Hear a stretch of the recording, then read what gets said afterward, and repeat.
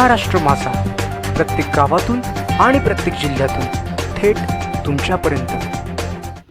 नगराध्यक्षा पुष्पाताई दगडे यांच्या पुढाकाराने आमराई परिसर उजळला। दिनांक 28 फेब्रुवारी 2026 रोजी परिवर्तन विकास आघाडीच्या माध्यमातून आमराई परिसरात 5 नवीन स्ट्रीट लाईट पोल बसवून प्रकाश व्यवस्था सुरू करण्यात आली।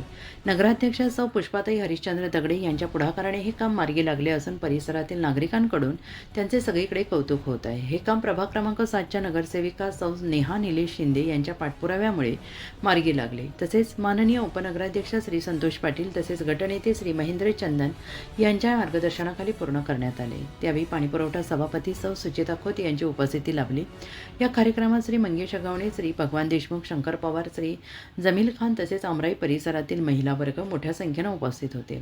वॉर्ड क्रमांक 7 मधील नागरिकांच्या सुरक्षितता आणि सोयीसाठी नगरसेविका सौ नेहा निलेश शिंदे या नेहमीच प्रयत्नशील राहणार असल्याचं त्यांनी यावेळी सांगितलं।